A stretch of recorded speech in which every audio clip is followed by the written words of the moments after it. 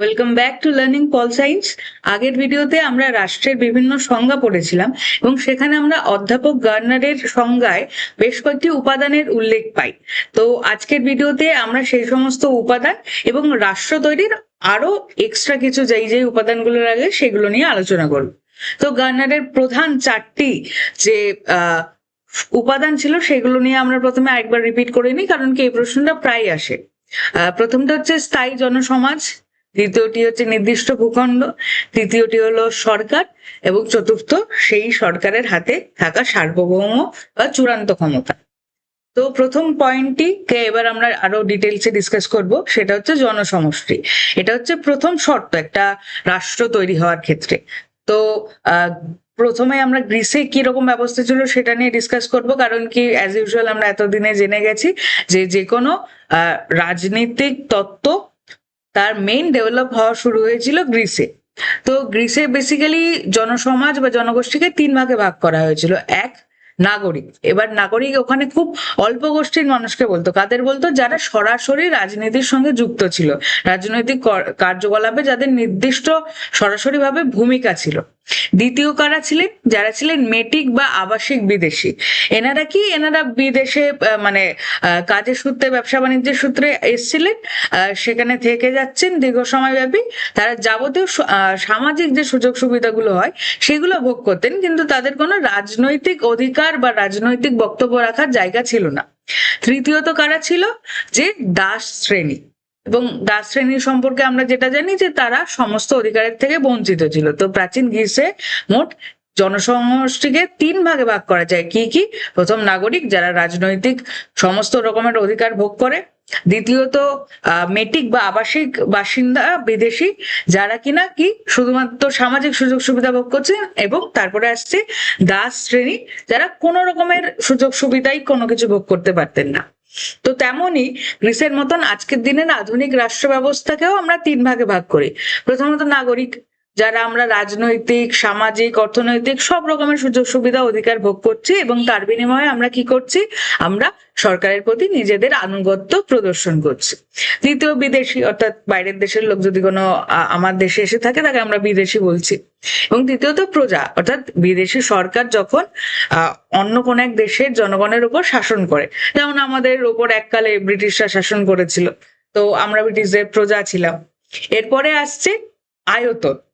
তো আমরা শুরুতেই বলছিলাম এর আগের ভিডিওতে যে কিনা রাষ্ট্র গ্রিসে এবং রোমে যেটা ছিল সেটা বেসিক্যালি নগর রাষ্ট্র ছিল, ক্ষুদ্র আয়তন রাষ্ট্রের কথা বলেছিলেন। তো কারা বলেছিলেন ক্ষুদ্র আয়তন রাষ্ট্রের কথা? সেটা হচ্ছে প্লেটো এবং অ্যারিস্টটল। এনারা বেসিক্যালি খুব ওনাদের রাষ্ট্রের ডেফিনেশনটা খুব ক্ষুদ্র ছিল, মাত্র 5 থেকে 10,000। আমাদের ব্লকে এর থেকে হয়তো বেশি মানুষজন থাকে। তো এনারা একদম ক্ষুদ্র রাষ্ট্রের কথা বলেছিলেন। জনসংখ্যা কত বলেছিলেন? যে আইডিয়াল হতে হবে ম্যাক্সিমাম 5 থেকে 10,000। তো এরকম ক্ষুদ্র রাষ্ট্র আজকের দিনে পৃথিবীতে খুব কম, বাট জাস্ট কয়েকটা দেখা যায়, যেমন পানামা, মোনাকো, সান মেরিনো। কিন্তু অধিকাংশই আমরা কি জানি? বৃহৎ রাষ্ট্র। আমাদের ভারতবর্ষ আয়তনে বৃহৎ, চীন বৃহৎ, রাশিয়া বৃহৎ, আমেরিকা বৃহৎ রাষ্ট্র। এবং আরেকটা কি গুরুত্বপূর্ণ উপাদান? জনসংখ্যা। জনসংখ্যা অর্থাৎ সেটা কেন গুরুত্বপূর্ণ? যে দেশের জনসংখ্যা যত বেশি হবে দেশের সম্পদগুলো তত ইউটিলাইজ করতে সুবিধা হবে। দেশের প্রাকৃতিক সম্পদ হোক, সামরিক সম্পদ হোক, কি অর্থনৈতিক অগ্রগতি, সব ক্ষেত্রেই জনসংখ্যা বেশি থাকলে সেখানে একটা অবভিয়াসলি আপার হ্যান্ড পাওয়া যায়। এরপরে সেকেন্ড গুরুত্বপূর্ণ পয়েন্ট কি? নির্দিষ্ট ভূখণ্ড। যে আমার তো জনগোষ্ঠী হয়ে গেল, একদল মানুষ বলল আমি রাষ্ট্র চাই, তার জন্য কি লাগবে? তার একটা নির্দিষ্ট ভৌগোলিক অঞ্চল লাগবে। যেমন ভৌগোলিক সীমারেখা একটা থাকবে, তার মধ্যে কি শুধু একটা যে ম্যাপ এরিয়া, যেমন ভারত নির্দিষ্ট ভূখণ্ড বললে আমাদের এই কথাটা মনে পড়ে। এছাড়াও এর মধ্যে কি কি থাকবে? রাষ্ট্রের মধ্যে নির্দিষ্ট আকাশপথ, সমুদ্র উপকূল, নদ নদী, গিরিপথ, ভূভাগ, ভূগর্ভস্থ পদার্থ, এগুলো সবই একটা নির্দিষ্ট ভূখণ্ডের মধ্যে পড়ছে।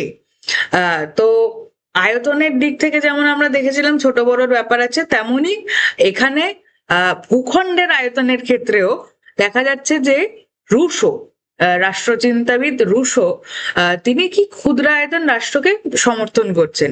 এবং এই ক্ষুদ্রায়তন রাষ্ট্রকেই পাপের প্রতীক আবার কে বলে ফেলছেন? ট্রিটস। কে বলছেন ট্রিটস। এটা খুব ইম্পর্টেন্ট প্রশ্ন যে কে ক্ষুদ্র রাষ্ট্রকে পাপের প্রতীক বলেছে, কে? রাষ্ট্রবিজ্ঞানী ট্রিটস। ওকে, তো এরপরে আসছি আমরা সরকারে, যেটা সব থেকে গুরুত্বপূর্ণ। যে আমরা এতক্ষণ ধরে যে রাষ্ট্র বলছি, রাষ্ট্রের ভূখণ্ডতা নয় আমরা একটা ম্যাপে দেখতে পেলাম, কিন্তু অ্যাকচুয়ালি রাষ্ট্র কি? রাষ্ট্র একটা বিমূর্ত ধারণা, আমরা দেখতে পাই না। তাকে মূর্তিমান কে করে তুলেছে? তাকে মূর্তিমান করে তুলেছে সরকার। অর্থাৎ সরকার বেসিক্যালি বলা হয় যে রাষ্ট্রের মস্তিষ্ক, রাষ্ট্রের মাথা হচ্ছে সরকার।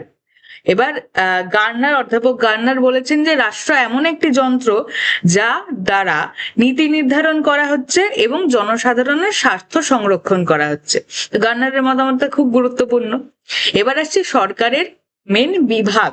যে আমরা সরকার বলি, সরকার তো একটা মূর্তিমান ধারণা, তো যেটা দেখা যায় তার বিভিন্ন ভাগগুলো আমরা স্পষ্টত বুঝতে পারবো। তার মেন তিনটি ভাগ কি? আইন বিভাগ, এই যে আমাদের পার্লামেন্ট বা আমাদের বিধানসভায় আইন তৈরি হয়, এটা কি? আইন বিভাগ। শাসন বিভাগ, যারা শাসন করছে, অর্থাৎ এসডিও, বিডিও, এই যে বিভিন্ন পদাধিকারীরা, এরা হচ্ছে শাসন বিভাগের অন্তর্গত। এবং এরপরে আসছে বিচার বিভাগ বা জুডিশিয়ারি, অর্থাৎ আমাদের যে হাইকোর্ট, সুপ্রিম কোর্ট বা লোকাল যে কোর্টগুলো হয় সেই কোর্ট। তো সরকারের আমরা তিনটি বিভাগ কি পেলাম? আইন বিভাগ যারা আইন বানায়, শাসন বিভাগ যারা শাসন করে, এবং বিচার বিভাগ যারা বিচার করে। তো এছাড়াও সরকারের বিভিন্ন প্রকারভেদ আছে, যেমন একনায়কতান্ত্রিক সরকার, গণতান্ত্রিক সরকার, সংসদীয় সরকার, রাষ্ট্রপতি শাসিত সরকার, যুক্তরাষ্ট্রীয় সরকার। এবার এই শব্দগুলো আলাদা আলাদা হলেও অ্যাকচুয়ালি এখনকার দিনে হয়েছে কি, যে কোনো একটা আইডিওলজি বা একটা প্রকারের উপর একটা সরকার হয় না, মানে দু তিনটে এখানে যা নাম আমরা দেখতে পাচ্ছি স্ক্রিনে, সেগুলো মিলিয়ে হয়। মানে একনায়কতান্ত্রিক যে সরকার হবে, অর্থাৎ আমি শাসনের মেইন কেন্দ্রবিন্দু, সে কিন্তু গণতান্ত্রিক জেনারেলি হয় না। যেমন চীন বা সাউথ কোরিয়া, ওখানে ভোট হয় কিন্তু নামমাত্র ভোট, সেখানে কোনো ফেয়ার প্রতিযোগিতার কোনো ব্যাপার নেই। আবার গণতান্ত্রিক সংসদীয় ব্যবস্থা, যেমন আমাদের ভারত, সংসদীয় মানে কি? যে পার্লামেন্টারি সিস্টেম, যে আমরা ভোট দিয়ে, গণতান্ত্রিক পদ্ধতিতে ভোট দিয়ে আমাদের সরকার তৈরি করছি। তেমন রাষ্ট্রপতি শাসিত এবং যুক্তরাষ্ট্রীয় ব্যবস্থা, এই দুটোই কোথায় দেখা যায়? আমেরিকায়। আমেরিকায় আমরা জানি যে আমাদের সংসদীয় গণতন্ত্রে কি, যে মন্ত্রিসভাই মেন। আমরা একটা সরকার করি, সরকারের একটা মন্ত্রিসভা থাকে, মন্ত্রিসভার থেকেই যে প্রধান নেতা সে মুখ্যমন্ত্রী বা প্রধানমন্ত্রী হয়। কিন্তু আমেরিকায় কি সেই মন্ত্রিসভার ব্যাপারটা নেই, ওদের রাষ্ট্রপতি ডাইরেক্ট একজনই প্রধান হবে, এবং সেটা কি একটা যুক্তরাষ্ট্রীয় সিস্টেম হবে। এই সিস্টেমগুলোকে পরে আমরা আরো ডিটেলসে পড়বো। এরপরে আসছে যে বিশ্বে, এই যে আমরা একটু আগেই বললাম যে এই সরকার সব বেশ কয়েকটা, এই যে টার্ম, এগুলো মিক্সড করে এক একটা সরকার দেখা যায়। তো এখানে মেন দুটি প্রকার হচ্ছে বুর্জোয়া গণতান্ত্রিক সরকার এবং একটা সমাজতান্ত্রিক সরকার। বুর্জোয়া গণতন্ত্রে কি? ব্যক্তি স্বাধীনতার একদম বিরাট জায়গা আছে, ব্যক্তিগত সম্পত্তি, ব্যক্তিগত মালিকানাধীন সম্পত্তির বিষয়গুলো আছে। সেগুলো কোথায়? ভারতবর্ষে, ব্রিটেনে, আমেরিকায়, ফ্রান্স, এই দেশগুলোতে বুর্জোয়া গণতান্ত্রিক সরকার দেখা যায়। এবার আরেকটা কি? সমাজতান্ত্রিক সরকার, যেখানে কি ব্যক্তিগত সম্পত্তির মালিকানাটা আমাদের হাতে থাকবে না, সেটা রাষ্ট্রের হাতে থাকবে। এগুলো নিয়ে পরবর্তীতে আমরা আরো অনেক ডিটেলসে আলোচনা করব। এই সমাজতান্ত্রিক সরকার অ্যাকচুয়ালি পৃথিবীর খুব কম দেশেই দেখা যায়, চীন, কিউবা, ভিয়েতনাম তার মধ্যে অন্যতম। এরপরে আসছে যে সার্বভৌমিকতা বা সার্বভৌম ক্ষমতা, অর্থাৎ কি? চূড়ান্ত ক্ষমতা। তো বেসিক্যালি অধিকাংশ গণতান্ত্রিক দেশে সরকারের হাতে আইনের মাধ্যমে, একটা নির্দিষ্ট পদ্ধতির মাধ্যমে এই চূড়ান্ত ক্ষমতাটা আসে, এবং এই চূড়ান্ত ক্ষমতা, সার্বভৌম ক্ষমতা যখন সরকার পেয়ে যায়, সেই সরকারের প্রতি আনুগত্য দেখানো আমাদের কর্তব্য। তো প্রত্যেক ব্যক্তি, সংগঠন, প্রতিষ্ঠান, ওই যে স্পেসিফিক ভূখণ্ডের মধ্যে যারা এক্সিস্ট করছে, তাদের সেই সরকারের সার্বভৌম ক্ষমতা, সেই সার্বভৌম আইন, সেগুলো মেনে চলতে আমরা বাধ্য।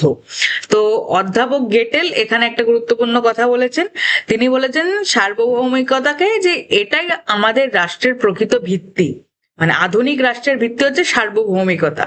তো এখানে একটা আরো দুটো ইম্পর্টেন্ট শর্ট, সেটা হচ্ছে রাষ্ট্রের মস্তিষ্ক বলা হচ্ছে কাকে? আমরা আগেই বললাম, সরকারকে। এবং রাষ্ট্রের প্রাণ, সেটা কি? সার্বভৌমিকতা। এরপরে আসছে এই সার্বভৌমিকতারও আবার একাধিক প্রকারভেদ দেখা যাচ্ছে। তো সার্বভৌমিকতা বেসিক্যালি দু ধরনের, একটা হচ্ছে আভ্যন্তরীণ, একটা হচ্ছে বাহ্যিক। আভ্যন্তরীণ কি? যে রাষ্ট্রের মধ্যে যখন আইন তৈরি হবে, সেই আইন চূড়ান্ত, তার উপরে কেউ কথা বলতে পারবে না। আরেকটা কি বাহ্যিক, মানে আমি যখন আমার দেশের সঙ্গে অপর দেশের কি রিলেশন আমি রাখবো সেটা আমার সরকার ঠিক করবে। আমার সরকারকে কোনো বাইরের সরকার প্রভাবিত করতে পারবে না যে কোনো ডিসিশন মেকিং এর ক্ষেত্রে। কিন্তু বর্তমান বিশ্বে দেখা যাবে, যেহেতু বিশ্বায়ন অর্থাৎ গ্লোবালাইজেশনের যুগ, তো সেখানে আহ এই এই অ্যাকচুয়াল সার্বভৌমিকতাটা ঠিক এক্সিস্ট করে না। আভ্যন্তরীণ ক্ষেত্রে একটা দেশের সরকার কখনোই এমন কোনো নিয়ম বানাতে পারে না যেটা সেই দেশের প্রচলিত নিয়ম কানুন রীতিনীতি বিরোধী হয়ে যাচ্ছে। এবং আন্তর্জাতিক ক্ষেত্রেও আমরা দেখতে পারি যে আন্তর্জাতিক বিভিন্ন আইন, চুক্তি, সন্ধি বা বিশ্ব রাজনীতিতে পাওয়ার ডাইনামিক্সে কে স্ট্রং, কে তুলনামূলক উইক, এই অনেক কিছুর উপরই ডিপেন্ড করে। যে এমন না যে রাষ্ট্র কোনো কিছু না ভেবে খালি দেশের লোকের কথা ভেবে একটা ডিসিশন নিয়ে নিল, এমন করে হয় না। মানে সেই সার্বভৌমিক ক্ষমতাটা অ্যাকচুয়ালি খুব ইম্পর্টেন্ট অঙ্গ হলো সম্পূর্ণ সার্বভৌমিক ক্ষমতা নেই, আছে কিন্তু সেটা সম্পূর্ণ আমরা বলতে পারি না। এছাড়াও আরো কয়েকটা গুরুত্বপূর্ণ পয়েন্ট কি আছে, অন্যান্য রাষ্ট্রের স্বীকৃতি, অর্থাৎ ওই প্রথম প্রধান 4টি পয়েন্ট পেয়ে গেলেও আমাদের আরো কিছু ইম্পর্টেন্ট লাগবে। যেমন 1971-এর যুদ্ধের পর যখন বাংলাদেশ স্বাধীন রাষ্ট্র হলো, তাকে প্রথম স্বীকৃতি দিয়েছিল, রাষ্ট্র হওয়ার স্বীকৃতি দিয়েছিল ভারত।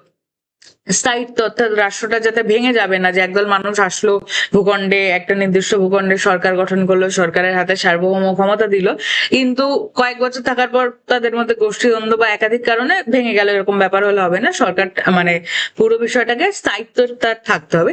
আরেকটি হলো জাতীয়তাবাদ, যে জাতীয়তাবাদী মানসিকতা থাকতে হবে, যে ওই জনগোষ্ঠীর মধ্যে ওই বোধটা থাকতে হবে যে মানে এই ভূখণ্ডের মধ্যে অবস্থিত প্রত্যেকটা লোকই আমার লোক। তো এইগুলো ছিল রাষ্ট্রের মেন বৈশিষ্ট্য বা প্রধান উপাদান। Thank you for watching the video. পরের ভিডিওতে দেখা হচ্ছে। Thank you.